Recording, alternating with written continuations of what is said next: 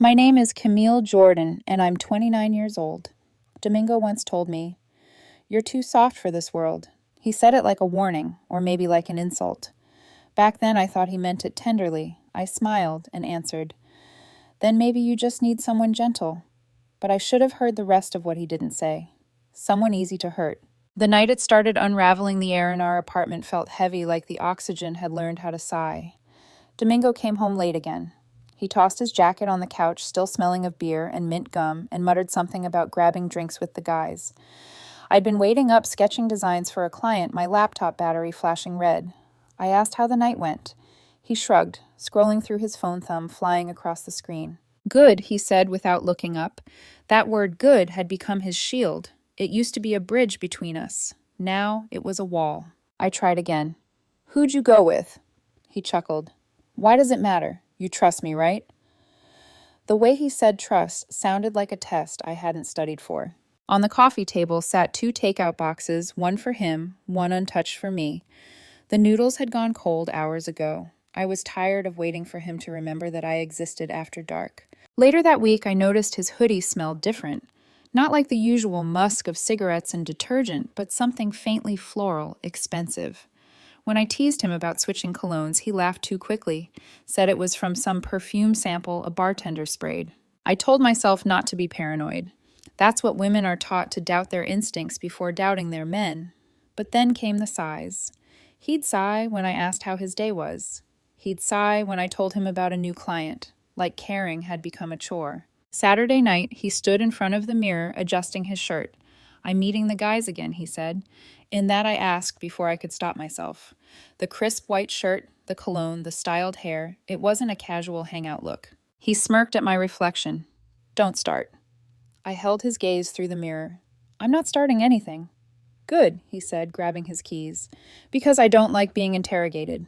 The door slammed before I could reply. I sat there staring at the half-open drawer where he kept a box of Polaroids US at the beach, laughing faces sun-kissed. It used to make me smile. That night I shoved it shut. He stumbled in at 3 a.m., smelling like whiskey and someone else's perfume. I was awake, lying perfectly still in the dark. "Domingo," I whispered. He froze for a heartbeat, then grunted. "Go back to sleep." His shoes thudded to the floor, his jacket dropped carelessly onto the chair. The same one where I'd hung the Christmas ornament we bought together last year. I remember staring at that ornament, a tiny glass heart, and thinking how fragile things look right before they break. The next morning, sunlight filtered through the curtains, painting long stripes across the bed. Domingo was already gone. On the kitchen counter sat his coffee mug. There was a faint lipstick stain on the rim, deep crimson, not my shade. I picked it up slowly, my fingers trembling. The scent of cherry gloss clung to the ceramic. For a moment, I wanted to smash it against the wall. Instead, I set it gently in the sink and turned on the tap. Warm water filled the cup, washing away the red. Maybe that was the problem with me. I washed everything away, anger, suspicion, pride, because softness felt safer than confrontation. But when I looked at my reflection in the kitchen window, my face pale and tired, something inside whispered, "He's already gone, Camille. You're just the echo he leaves behind." That evening, as the city lights flickered outside, Domingo came home humming. He poured himself a drink, acting as if nothing had shifted. "You look tense," he said casually. "Do I?" He grinned. "You always overthink."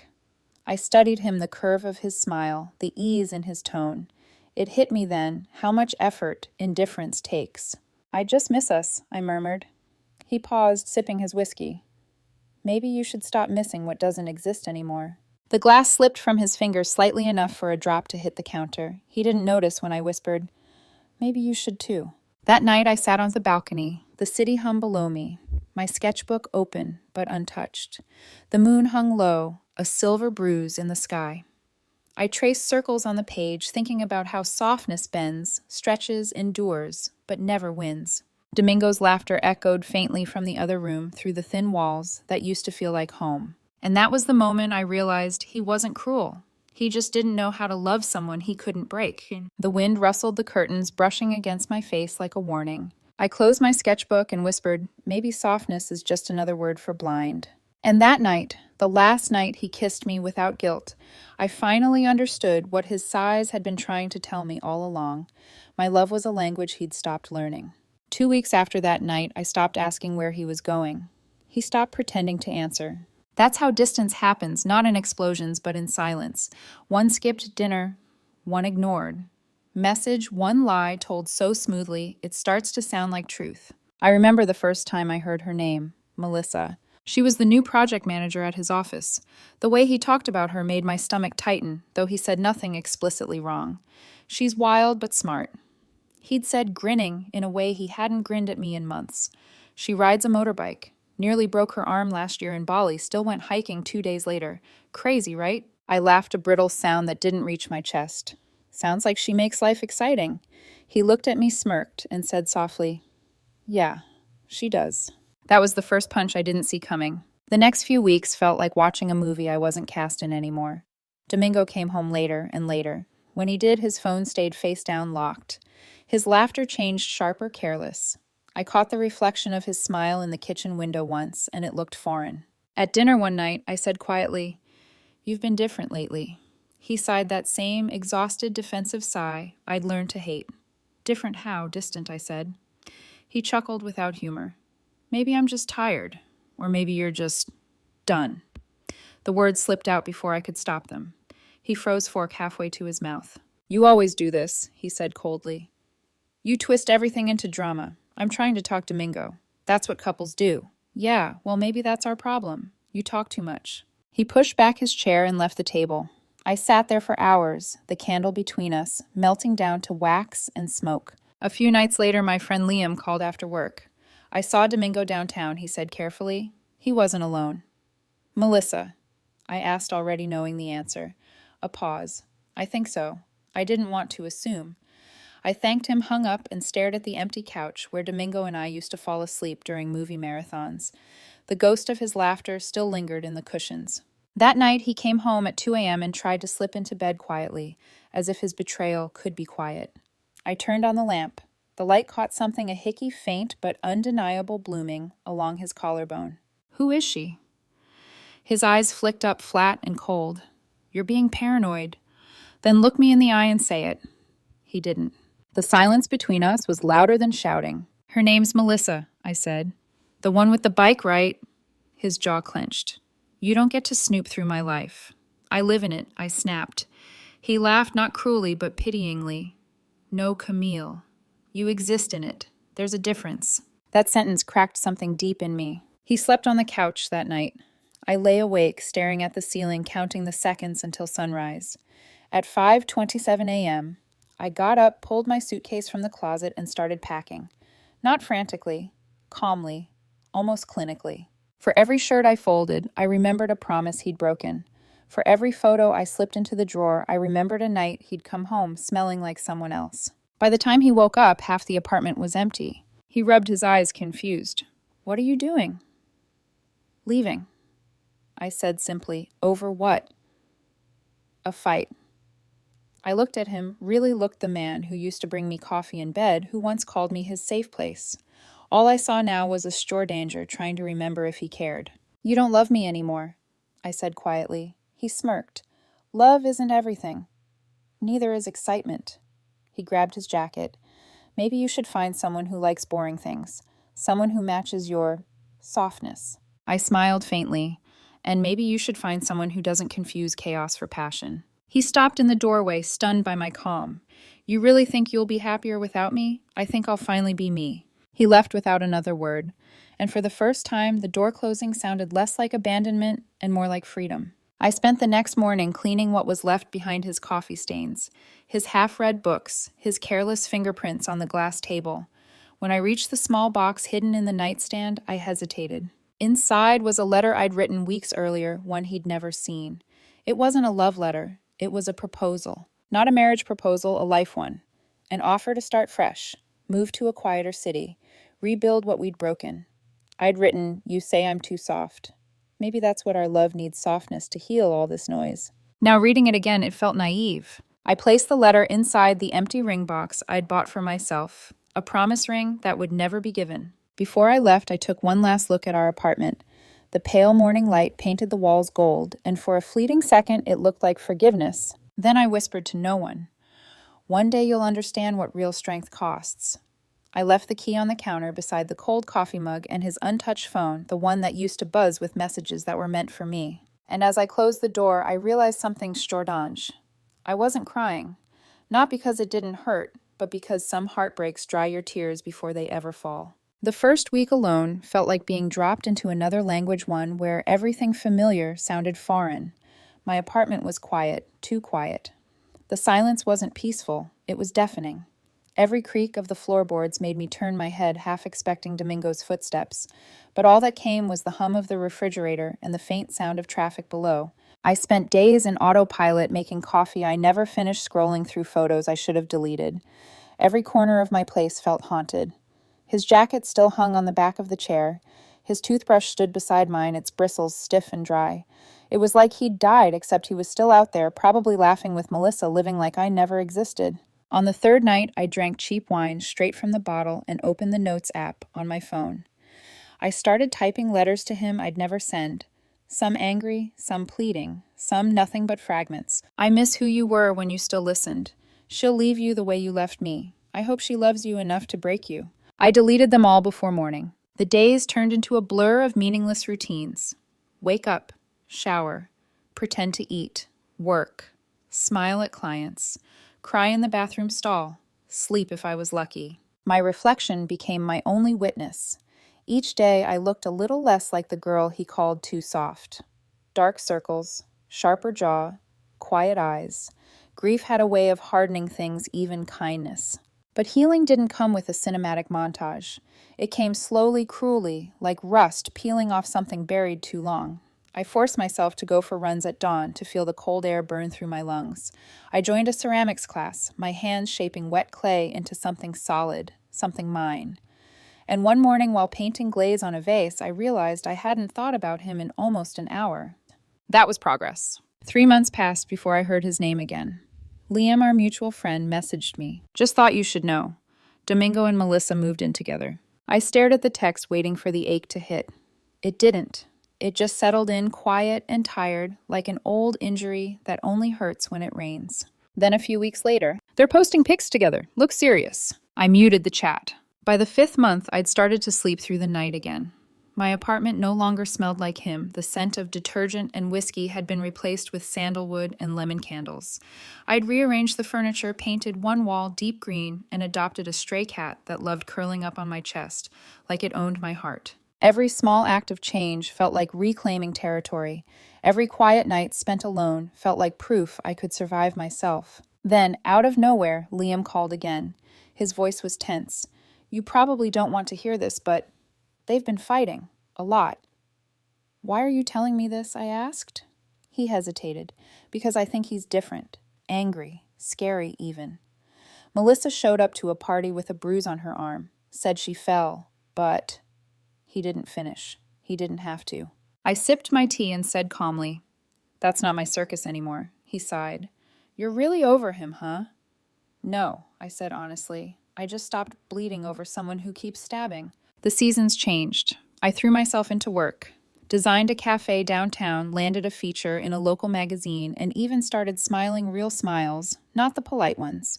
My therapist once told me, "You'll know you've healed when their name stops being a wound."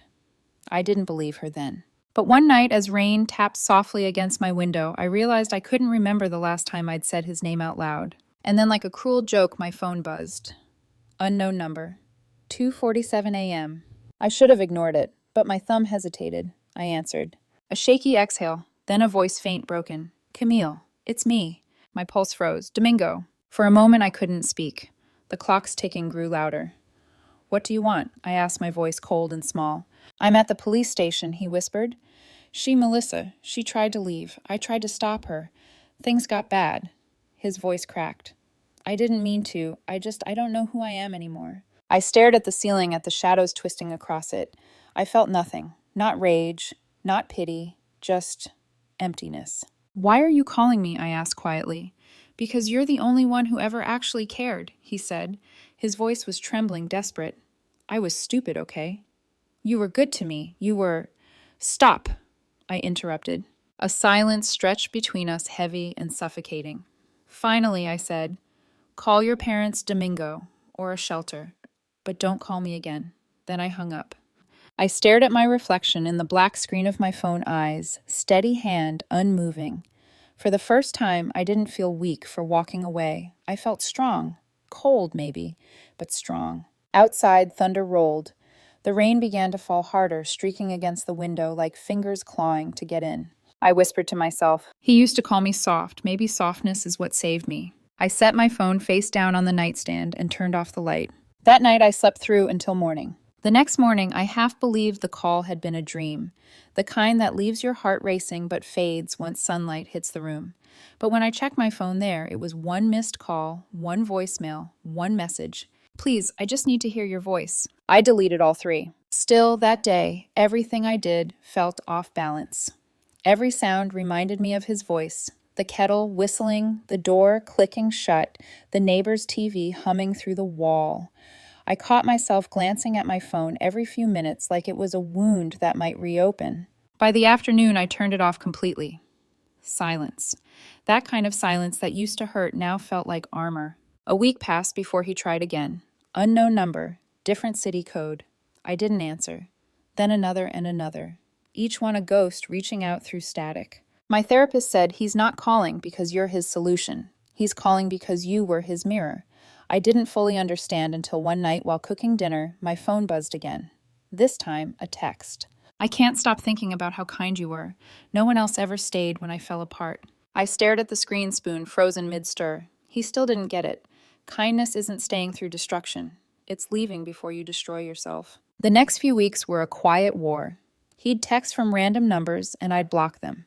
He'd leave voicemails long and rambling, heavy with regret. Each one started the same "Camille, please." I'd listen for 2 seconds, then delete. But one evening, curiosity got the better of me. I pressed play. His voice came through raw, hoarse. "I see your face everywhere. Every woman I pass. Every empty bed. I miss how safe I felt. I thought safety was weakness. Turns out it was peace. I ruined everything." For a split second, something inside me twisted. Not pity recognition. I knew what it was to ache for what you destroyed. But that didn't mean I owed him anything. Nah. I deleted the message before it ended. Spring rolled in. My business began thriving. I even started laughing again, that unguarded laugh that shakes the chest instead of the throat. Kevin, the man I'd met at a design conference, started showing up at my studio with coffee, asking about my day instead of filling it with his own. He was patient, soft-spoken, the kind of man who looked you in the eye when you spoke. He never made me feel like I was too much or not enough. Just enough. One night as we walked by the river, I told him about Domingo. Not everything just enough. He listened, hands in his pockets, quiet. When I finished, he said gently, "Sometimes the people who break us are just the lessons we needed to meet the ones who won't." I remember nodding, trying not to cry. But closure, it seems, doesn't arrive politely. It bangs on your door at 2 a.m. Literally. That night, I woke to the sound of fists slamming against my apartment door. Heavy, desperate. My heart jolted awake before the rest of me. "Camille." The voice was unmistakable, hoarse, cracked. "Domingo." I froze, pulse hammering. Through the peephole, I saw him soaked from rain. Eyes wild, bruised along the jawline.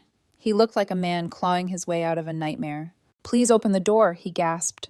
"I have nowhere else to go." Behind me, Kevin stirred, his voice groggy. "Who is that?" "No one," I whispered. Another crash on the door. "Camille, please." I felt Kevin sit up. "That sounds like someone who knows you." "Just stay here," I said, slipping out of bed. I pressed my palms against the door. "Go home, Domingo," I said quietly. "You can't be here." "I don't have a home anymore," he shouted. "She's gone. Everyone's gone." My chest tightened, but I didn't unlock it. The rain beat harder outside, his sobs mixed with thunder. Inside, Kevin stepped into the hallway, his voice steady but firm. "Do you want me to call the police?" I shook my head. "He'll leave." For a moment, everything was still, just his shallow breathing on the other side, mine on this. Then softly he said, "You were supposed to save me." My throat closed. Once maybe I would have believed that was my job. Not anymore. "I already did," I whispered, "by walking away." He started pounding again, each blow weaker than the last, until it turned into dull thuds, then silence. When I finally dared to open the door at dawn, he was gone. Only the rain remained and a single bloody handprint smeared across the wood. Beside it, a broken phone charger, the one I'd given him 2 years ago, still wrapped in the same frayed cord. I picked it up carefully, my fingers trembling. It felt like holding the past, something fragile, electric, and useless now. I threw it into the trash. Then I turned to Kevin, who stood quietly behind me, coffee in hand, watching without judgment. "Are you okay?" he asked. I nodded. "Just tired." He wrapped his arms around me, and for the first time in years, I let myself lean. Outside, the city was waking up. Inside, something in me was finally going to sleep the part that still thought I could rescue a man who refused to rescue himself. That night, I lit a candle, sat on the balcony, and whispered to the dark, "I hope he finds what he's looking for, just not here." And for the first time, I didn't feel anger or pity, just peace. 3 weeks passed. No calls, no texts, no pounding at my door. For a while, I almost believed the ghost had finally gone quiet. But ghosts never disappear, they wait. And Domingo, in his own haunted way, was waiting too. It was a Tuesday evening when Liam messaged me. "He's in rehab, overdosed on Xanax and vodka a few days ago. They found him barely breathing." My thumb hovered over the screen. My heart didn't skip, it sank slow and heavy like a stone dropped in deep water. "Is he alive?" I typed. "Yeah, barely. I thought you should know." I stared at the message for a long time. Then finally, I set my phone face down and returned to sanding the wooden frame I was working on the last detail for a client's art studio. Domingo was still out there somewhere, trying to destroy himself slower this time, but I couldn't be his oxygen anymore. The next morning, I woke to sunlight filtering through the curtains, soft and gold. Kevin was in the kitchen, making pancakes, humming off key. The smell of butter filled the air, warm, ordinary, safe. He looked up when I entered. "Morning, sleepyhead. Morning. Coffee always." I smiled, and for the first time it didn't feel forced. He poured me a cup, kissed my forehead, and asked about my day. And just like that, the smallest, simplest thing I realized, I was living in a world where kindness didn't come with conditions. Later that afternoon, I met Liam at a cafe near the river. He looked restless, tapping his spoon against the mug. "I saw him," he said as soon as I sat down. "At the clinic. He asked about you." I took a slow breath. "And you told him that you're doing well, that you're happy." Liam hesitated. "He cried, Camille." I said nothing. "You don't care at all, do you?" he asked almost accusingly. I looked out the window, the sunlight glinting off the water people, walking dogs, laughing, living. Finally, I said, "I used to care enough for both of us. I spent everything I had on that. There's nothing left to give." He sighed, shaking his head. "I don't know how you can be so calm about it." "Because caring doesn't mean keeping the door open," I said softly. "Sometimes it means locking it." He didn't respond. When I got home, I found Kevin waiting by the door, holding 2 cups of iced tea. We sat on the floor, backs against the couch, sipping in silence. He didn't ask about Domingo. He didn't need to. Some men talk. The right ones just understand. Days turned into weeks. My business picked up. My cat Luna had taken to sleeping beside Kevin every night, as if she'd already decided he was family. Still occasionally, when the rain hit the windows just right, I'd think about that bloody handprint. It wasn't guilt, just memory. I'd think of how I once believed love meant saving someone. Now I knew it meant saving myself too. A month later, while cleaning old boxes, I found something I hadn't seen since before the breakup, the ring box. The one I'd bought for myself, a symbol of hope or delusion, or maybe both. Inside was the note I'd written months before Domingo left me. My handwriting looked fragile now. "You say I'm too soft. Maybe softness is what love needs to survive." I almost laughed. Not mockingly, but with something that sounded like grace. Because I finally understood softness isn't weakness. It's endurance. And endurance was how I got here. That night, Kevin and I went to a rooftop dinner with friends. Someone made a toast to love that lasts. Everyone cheered, glasses clinking. Kevin leaned close and whispered, "To love that doesn't hurt." I smiled. "To love that heals." We drank to that. When I got home, I checked my phone before bed. One new email. From Domingo M. Subject line, "I get it now." My breath caught. I opened it slowly. "You were right. You weren't too soft. You were too good. And I was too stupid to know what that meant. I'm sorry for every bruise I left the ones on you and the ones you hid. I hope the world's been kind to you. E. I stared at it until the words blurred. Then I moved the message into the archive folder. Not trash, not unread, just passed. That weekend, Kevin and I drove to the countryside. We stopped at a small rescue shelter, a golden retriever mix, pressed its nose against my hand through the cage. Kevin smiled. I think he likes you. I think I like him too. We took him home, named him Lucky. As we walked through the park that evening, Kevin's hand in mine, Lucky's leash tugging gently forward, I felt a quiet certainty settle over me, the kind that doesn't shout or sparkle, the kind that simply is. Sometimes when people break you, they think they've destroyed you, but all they've done is clear space for who you were meant to become. I wasn't the same woman Domingo left behind. I was softer in all the right places, stronger in all the rest. And for the first time in a long time, I didn't feel haunted, just free. 5 months after the email, I almost forgot it existed. Almost. But sometimes healing doesn't erase the past, it just stops it from echoing. Life had settled into something gentle. Kevin and I moved into a sunlit apartment above a flower shop. The place always smelled faintly of jasmine, and the owner downstairs slipped us free tulips every Sunday morning. I filled the living room with my sketches, the walls painted a pale sage. Kevin cooked on weekends. I worked late on weekdays. It was normal, quiet, the kind of normal that used to scare me because it meant nothing dramatic was happening, no storms, no sharp edges. And that's how I knew it was real. Then one morning while waiting for a client call, my phone buzzed. Unknown number. Again. I froze, staring at the screen. The world outside kept moving traffic laughter, the hum of the espresso machine, but inside me, everything went still. I didn't answer. Not this time. Not ever again. The voicemail came anyway. I told myself not to listen, but temptation is a cruel human thing. So I pressed play. Camille, it's Domingo. I just wanted to say thank you. I'm leaving the rehab center next week. They say I should make amends, but I don't even know if that word means anything anymore. I used to think you were too kind, like that made you weak. Turns out kindness is the hardest thing to live without. I hope you found peace, because I think I finally want to. His voice cracked at the end, followed by a long pause, then the sound of him quietly hanging up. I sat there, phone in hand, listening to the silence that followed. It didn't hurt this time. It just ended. That evening, Kevin and I went for a walk with Lucky. The air was crisp, the city lights reflecting off puddles like tiny constellations. Everything okay? Kevin asked, watching me. Yeah, I said honestly.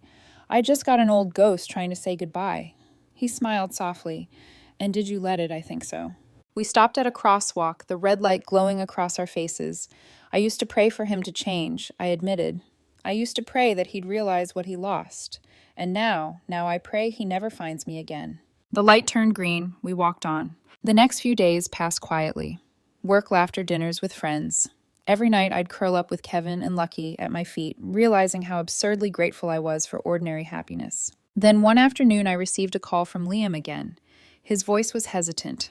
I ran into Domingo. Okay. He looks different, sober, calm. He said he's working at a mechanic shop now.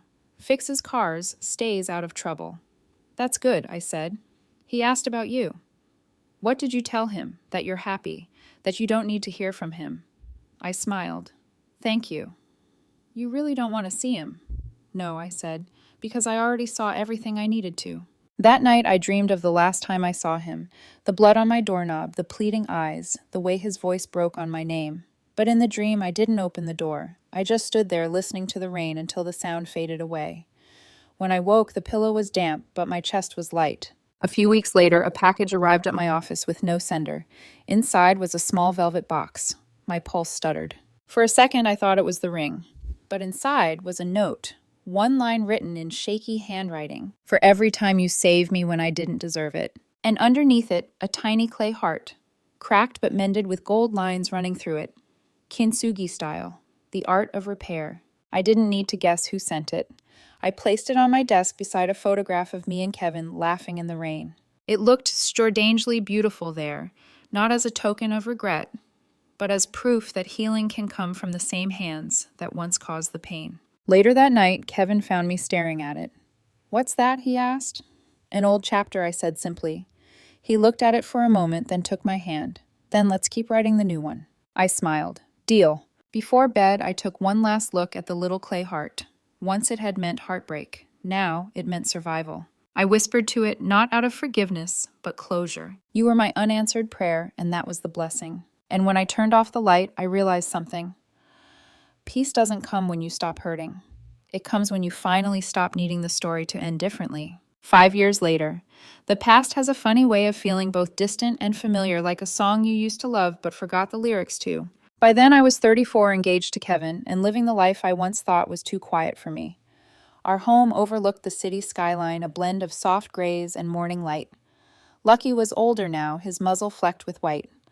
I had a studio of my own, a small but thriving design company, and the girl who once begged to be loved had finally learned how to be whole on her own. That was the year I stopped flinching at my phone vibrating.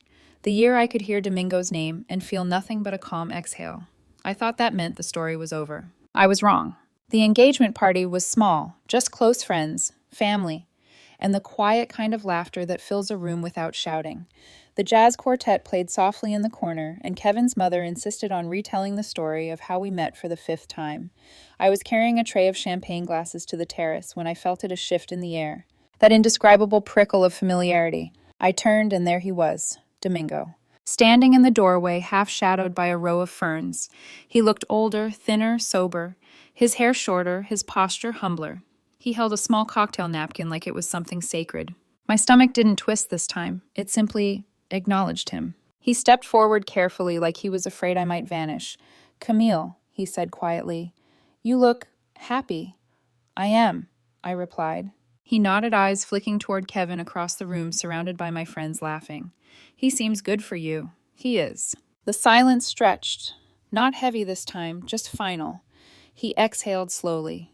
"I didn't mean to crash. Liam invited me. I didn't realize it was mine," I finished for him. He smiled, faintly shame in his eyes.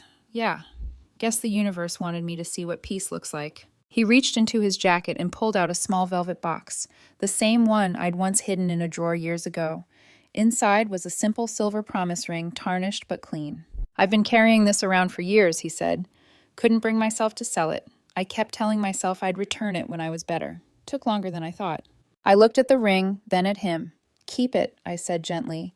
"Consider it a souvenir, a reminder that we don't have to end badly to end completely." He blinked like he hadn't expected mercy. "I hurt you," he whispered. "I don't know how you can even look at me." "Because I already forgave you," I said. "Just not for you, for me." His jaw trembled. He nodded. "I'm sober now. 2 years. I'm glad I said sincerely, you deserve that peace." He smiled weakly. "You were right, you know. About softness. Yeah, it's not weakness. It's what breaks the cycle." Across the room, Kevin caught my eye. He mouthed, "You okay?" I smiled, held up 5 fingers. 5 minutes. Domingo noticed, following my gaze. "She looks at you like I used to," he murmured, "except she doesn't seem afraid you'll leave." "That's because I won't," I said simply. He nodded, glancing at the ring box one last time before closing it. "I guess this is it then. It's been it for a long time," I replied. He managed a small bittersweet smile. "I'm happy for you, Camille." Truly, I believed him. As he turned to go, the band began playing "Fly Me to the Moon," the same song my father used to hum when I was a kid. I stood there for a moment, watching Domingo disappear through the glass doors, not out of longing, but gratitude. Gratitude that he existed and that he no longer defined me. When I stepped back inside, Kevin was waiting by the bar with 2 glasses of champagne. He handed me one. "Everything all right?" I nodded, leaning into him. "Perfect." We clinked glasses, the bubbles catching light like tiny stars. Later that night, when the party ended and the city went quiet, Kevin and I walked barefoot across the rooftop, the skyline shimmering like spilled gold. He slipped his arm around my waist. "Who was he?" he asked softly. "Someone from another life," I said. "And who are you now?" I smiled. "Someone who finally learned how to stay." He kissed me slow, certain, and for the first time I didn't feel the need to look back. When we got home, I took off my earrings, set my ring on the nightstand, and caught my reflection in the mirror.